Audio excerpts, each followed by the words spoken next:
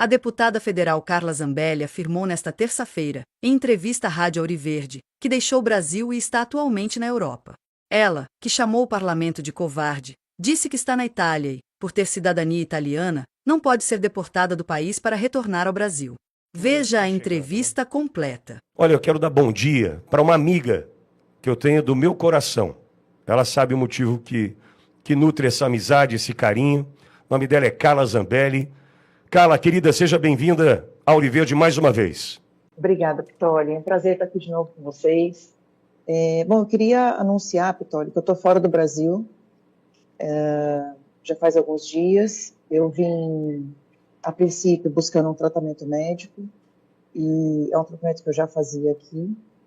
E agora eu vou pedir, inclusive, para que eu possa me afastar do cargo. Tem essa possibilidade na Constituição. Acho que as pessoas conhecem um pouco mais isso hoje em dia, porque foi o que o Eduardo fez também. Ele pediu uma licença, né, não remunerada, então eu passo a não receber mais salário, e o gabinete vai ser ocupado pelo meu suplente. Então, o suplente assume e eu fico fora do país durante esse período. Eu vou me basear na Europa. Eu tenho cidadania europeia, então estou muito tranquila com relação a isso. Gostaria de deixar bem claro que não é um abandono do país, não é desistir da minha luta, muito pelo contrário. É resistir, é poder continuar falando o que eu quero falar, é voltar a ser a Carla que eu era antes das amarras que essa ditadura nos impôs. Eu costumo dizer, eu tenho uma tatuagem de uma fênix, e eu costumo dizer que a gente tem que se reinventar todo o tempo. Quando as pessoas acham que a gente virou cinzas, a gente tem que renascer das cinzas e voltar a brilhar. E meus pais, meu filho, me inspiram muito a isso. Meu esposo, que me acompanha o tempo todo, tem sido um companheiro assim, magnífico para mim, uma pessoa que tem me dado esperança, fé e força. Meu filho que me inspira, porque é um rapaz que se tornou uma pessoa sólida, honesta, com bons princípios. Os meus pais sempre me ensinaram tudo que eu sei, e minha mãe agora está tomando conta do meu filho. Eu emancipei meu filho, tem 17 anos, eu fiz a emancipação dele para que ele pudesse ficar sem eu perto, né, por perto, e tomei todas as providências. Minhas redes sociais agora, quem administra é minha mãe, são todas da minha mãe, e minha mãe vai dar continuidade a esse legado, porque provavelmente eu perderia minhas redes sociais. E são mais de 10 milhões de pessoas que estão conectadas comigo todos os dias. Então eu peço para que as pessoas continuem seguindo a minha mãe. Por enquanto, algumas redes não deixaram substituir o Carla por Rita, mas eu já estou em conversa com a Meta para fazer essa substituição. E no YouTube vai ser Família Zambelli. Então, vou continuar em contato com vocês. Agora, mais do que nunca, poder voltar a denunciar todos os desmandos que a gente observa nesse país e que eu tenho ficado calada diante de uma pressão judicial que eu tenho sofrido. E me cansei de ficar calada, me cansei de não ser, por esse tempo que eu tive que me conter, me cansei de não atender o meu público, porque o meu público, o meu eleitor, os mais de 946 mil votos que eu tive, são de pessoas que querem ver essa Carla, a Carla que estava até agora adormecida um pouco, mas que estava ficando doente por não poder falar as coisas que eu penso sobre o que está acontecendo. São amarras que nenhum ser humano pode ter. O que nós estamos vivendo no Brasil hoje é um tempo de ditadura, falta de liberdade, censura, e eu acho que vocês precisam ter pessoas aqui fora do Brasil para poder lutar, continuar lutando, continuar denunciando, e agora dessa vez na Europa. Eu vou levar isso para todos os países da Europa, vou denunciar em todas as cortes que a gente tiver para denunciar na Europa, vou viajar, vou participar de congressos com deputados de toda essa parte imensa do nosso mundo que a gente tem. Eu tenho certeza que a América está muito bem coberta, né? Não só por Eduardo, mas por Alan dos Santos, Lacombe, Paulo Figueiredo, tantas pessoas que têm dedicado as suas vidas pela liberdade no nosso país. E agora eu vou continuar dedicando a minha vida para que a gente possa voltar a ter democracia, justiça, cidadania do nosso país, mas principalmente liberdade. Liberdade, porque eu sei que quem está no Brasil hoje teme o tempo todo omitir as suas opiniões. E eu não vou permitir que isso passe simplesmente desapercebido. Pitoli, eu quero estar com vocês e quero voltar a ser a Carla do Nas Ruas, a Carla ativista, a Carla que conquistou milhões de pessoas, que brida, que brada, né? que briga e que brada para que a gente possa ter mais liberdade no nosso país. Então, eu estou muito feliz. Eu vim para cá para me tratar e comecei a perceber que o meu tratamento é simplesmente deixar tudo fluir. Meu tratamento não é médico, não é medicamento. Eu acho que tem que começar por aqui. Eu tenho que começar a destravar o que eu sinto, a falar o que eu sinto, porque essa sou eu de verdade. A pessoa que estava ali amuada e às vezes até constrangida, com vergonha, por não poder falar tudo que eu penso, Pitoli, foi ficando doente. E agora eu tenho certeza que estando aqui eu vou conseguir ficar sã de novo e dar para o Brasil o que ele merece, que é tudo o que eu tenho. A minha voz, as minhas opiniões, a minha verdade, a minha análise e estou à disposição de vocês. Carla, a minha primeira pergunta para você, e te agradeço por esse depoimento tão sincero, quando você tomou a decisão, né, em que momento você entendeu, poxa, eu preciso partir desse Brasil que me persegue hoje? Conversando com o Alan dos Santos. Nós estávamos conversando, ele falou assim, Carla, você tem alguma esperança real de que o Brasil, nos próximos semanas, nos próximos meses, vai voltar a ser a democracia que a gente conheceu? E aí eu parei para pensar na quantidade de amarras que a gente tem.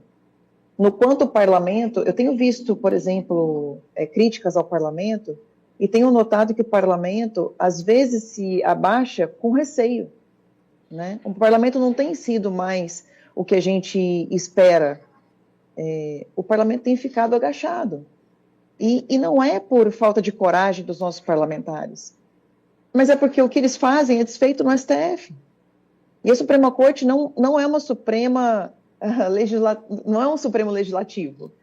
A Suprema Corte hoje, ela executa, ela cria leis, ela julga leis, ela faz tudo. Ela está fazendo papel de executivo. Quando ela, por exemplo, o ministro Dino, quando nos impõe a questão das emendas parlamentares, que está na Constituição, que funcionava, ele está querendo executar as emendas do jeito dele, ele está fazendo o papel do executivo. O Lula está fraco, o Lula não consegue pagar nem sequer as emendas impositivas. Então, a gente não tem mais executivo e o legislativo que eu sei que quer fazer. Eu confio em muitos colegas, Pitoli, eu sei os homens de coragem que a gente tem ali, não vou nem citar nomes porque são tantos que eu esqueceria alguém, mas a gente sabe como é que eles estão. E aí, quando o Alan disse isso para mim, eu falei assim, poxa, avaliando tudo isso, o nosso país já não está mais com essa força toda. Porque eu poderia ir para a prisão, Pitoli, esperar um tempo, continuar no meu país e depois fazer, me entregar para a justiça. Mas que justiça? Que judiciário? Que prende a Débora por 14 anos, que prender Carla Zambelli por 15. 15 anos, Pitoli. Uma pessoa que matou outra, acabou de pegar 14. Eu pegar 15 anos de cadeia? Não roubei, não estuprei, não matei. Eu falei. Eu fui a pessoa que eu tenho que ser. E através disso tentaram me caçaram no TRE e estão me perseguindo. Mas eu não vou fazer o discurso de perseguida política, Pitoli. Eu quero fazer o discurso de pessoa que renasceu aqui fora e que quer lutar para que o país volte a ser o que era antes. Mas, realmente, hoje, o nosso Brasil não tem condições de abarcar pessoas que queiram falar tanto quanto eu. Carla, e eu quero poder ser essa voz aqui, Pitoli, para vocês. E certamente será. Carla, no que se transformou a sua vida depois daquele episódio na véspera da eleição? No inferno astral, assim, sabe? Falam de inferno astral, né? A minha vida depois daquilo virou de ponta cabeça. E você vê, Pitoli, sinceramente eu acredito que eleição, agora eu posso falar com mais tranquilidade, a gente sabe muito bem porque eu perdi, porque Bolsonaro perdeu, que não foi eu que ajudei ele a perder, não foi eu que incentivei, Não dá para a gente acreditar em pesquisas no nosso país, porque elas são manipuladas, e não dá para a gente acreditar em urnas eletrônicas. As urnas não são confiáveis. E eu não podia falar essa frase estando no Brasil, porque eu seria caçada e perseguida mais ainda. Aqui fora eu posso falar. Nossas urnas não são confiáveis. Enquanto não tiver um voto impresso ao lado da urna eletrônica, enquanto a gente não tiver contagem pública de votos, nós não teremos democracia no nosso país. Foi para essa sanha de poder do TSE que o Bolsonaro perdeu. Foi para as inúmeras decisões do Alexandre de Moraes em nos calar durante a campanha. E não podíamos falar ex-presidiário, não podíamos enaltecer o Bolsonaro não podia usar os vídeos que ele tinha de fora do país, da Itália, dos Estados Unidos, ele não podia usar as motocicletas, ele não podia usar as manifestações em suas imagens, para poder mostrar para a população em canal aberto o que estava acontecendo. Então foi um conjunto de coisas. Foi a falta de confiabilidade nas urnas, foi a falta do voto impresso, foi a questão da contagem pública que se dá numa sala onde poucas pessoas têm acesso, que não se sabe o que é feito ali depois. Foi por uma série de coisas. Então, hoje eu posso falar isso com mais tranquilidade, mas eu fui usada de bode expiatório. Infelizmente. Sim, aquele episódio ali, eu estava correta, Pitoli, eu não estava errada. Eu podia ter errado no momento, mas qualquer mulher na minha situação, exatamente na minha situação, teria feito o mesmo. A sensação que a gente tem, inclusive, Carla, é que aquele episódio, ele acaba te afastando, inclusive do teu eleitor, né? Porque foi exatamente a narrativa que eles queriam construir, né? Para te isolar. Uma mulher com quase 1 milhão de votos, ela teria que ser isolada, porque senão seria uma super força dentro da Câmara. Isolá-la, inclusive, das próprias lideranças da direita do Brasil, do próprio presidente Bolsonaro, e de uma certa forma eles conseguiram isso, né, Carla? Conseguiram porque, Pitoli, quem é que viu durante esses últimos 2 anos o tiro que tinha sido disparado? Nenhuma imprensa deu, ninguém mostrou, só vocês mostraram, mas as pessoas que estão ali vendo naquele momento viram o disparo do tiro, e aí entendem. Quem sabe que teve um tiro antes, sabe por que eu saquei a arma? Porque eu tinha receio de que aquele próximo tiro poderia ser no meu filho. E então, assim, por que a imprensa não falou desse disparo? Porque a narrativa já tinha sido criada de que um jornalista tinha conversado comigo e eu saquei a arma e saí correndo atrás dele, como se fosse uma louca. E se fosse isso, realmente, seria demente, né? É demência. Agora, como aconteceu, eu posso ter errado em ter dado conversa, né, para ele, que isso eu errei. Né, até ter começado a conversa e tentado ali de alguma forma mostrar que ele estava sendo machista, misógino, tudo que eles acusam o Bolsonaro, né, mas na verdade são eles que são. Haja vista como o Lula, por exemplo, fala das suas correligionárias, né, não vou nem repetir que é uma palavra muito feia, mas né, fala sobre as opções sexuais delas.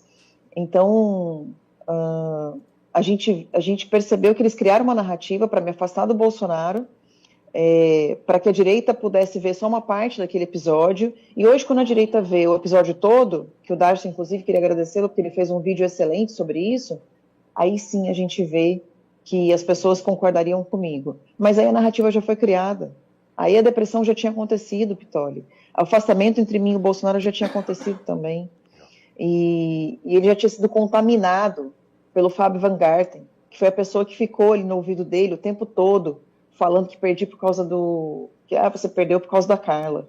Quando, na verdade, todo mundo carrega um pouco de coisas que poderia ter feito e não fizeram. Mas, assim, mesmo com tudo que a gente poderia ter feito e não fez, porque a comunicação no governo Bolsonaro era péssima, se tinha uma coisa que era ruim no governo Bolsonaro, era a sua comunicação. A gente precisava ficar falando o que o governo fez, porque o próprio governo...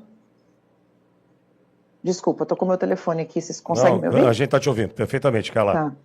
Então, assim, a comunicação foi muito ruim no governo Bolsonaro, porque houve uma decisão, né, de não pagar mais a imprensa, de não viver mais ali sob o jugo da imprensa, e a gente não tinha entrada nas televisões.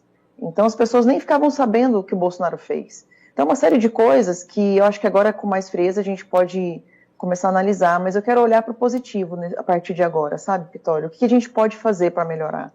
E tem muita coisa que a gente pode fazer, né? Haja visto o que o Eduardo fez aqui em poucos meses, olha como é que os Estados Unidos já acordou, né? Fez aqui fora, que eu digo. Olha como os Estados Unidos já acordou, como o Trump já está acordando para o que está acontecendo, né? Ele foi mexer com o Elon Musk, que é um dos homens mais importantes do mundo hoje na atualidade, né? Hoje, no que a gente tem aqui de ciência e de evolução tecnológica. Então pode ser feito na Europa também. As pessoas, a Meloni, né, a Giorgia Meloni, ela precisa começar a entender o que está acontecendo, é uma pessoa de direita. A Espanha precisa acordar que a esquerda está fazendo muito mal para o país, né, o que a França está fazendo, o Macron está fazendo com a França. Eu quero estar nesses lugares todos para a gente poder ajudar o Chega em Portugal, sabe, ajudar o Ventura, o André Ventura, e poder fazer algo diferente pelo nosso mundo, né? O conservadorismo precisa avançar, Pitoli. Concordo. E o globalismo, a esquerda, ela precisa recuar. E a gente vai precisar de mulheres e homens de coragem para poder fazer isso. O Eduardo está trabalhando muito bem nos Estados Unidos. Seria interessante uma pessoa explicando, em Portugal em especial, o que acontece no Brasil. Com certeza, querido. Primeiro, obrigado pelo carinho. E dizer para você que uma das minhas ideias é essa. E eu quero receber novas ideias. Eu quero receber de vocês, quero receber do meu público, o que eles esperam de mim, estando aqui fora. Portugal é um país que a gente tem o mesmo idioma, não é à toa. Então, quero procurá-lo, quero ajudá-lo a mostrar o que está acontecendo no Brasil, porque ele tem falado bastante do Lula, né? Mas eu acho que é importante que as pessoas entendam os papéis das Supremas Cortes, porque está acontecendo um movimento mundial dessas Supremas Cortes, tentando entrar no Legislativo e no Executivo para afogar as pessoas de conservadoras, né? Então, eu acho que os portugueses, quando entenderem o que aconteceu com o Brasil, o que está acontecendo com o país, a gente vai poder fazer alguma coisa por eles. E você falou muito bem, o tiro do Trump, a facada do Bolsonaro, eu diria que o STF foi meu tiro. Sabe, o Alexandre de Moraes, o Gilmar Mendes, que foi relator do meu outro caso, esses 15 anos de prisão que eles me deram, quando eles achavam que eu ia deixar de dar frutos e virar cinzas, é quando eles menos esperaram, porque é daqui que vai nascer novos frutos, é daqui que vão nascer novas ações, e eu vou denunciar sim. Eu quero denunciar tudo o que está acontecendo.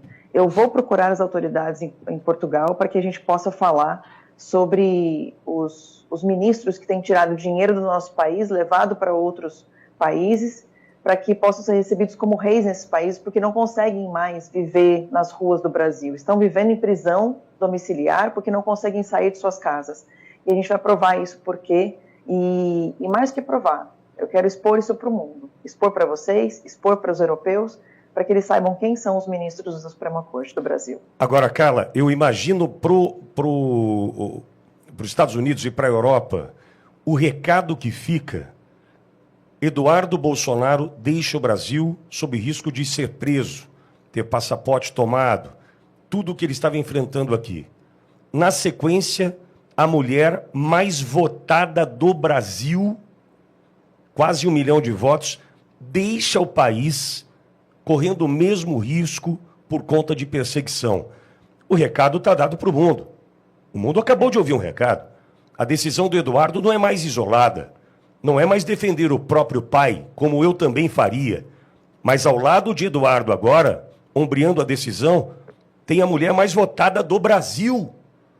Eu acho que fica um grito para o mundo todo ouvir, hein, cara?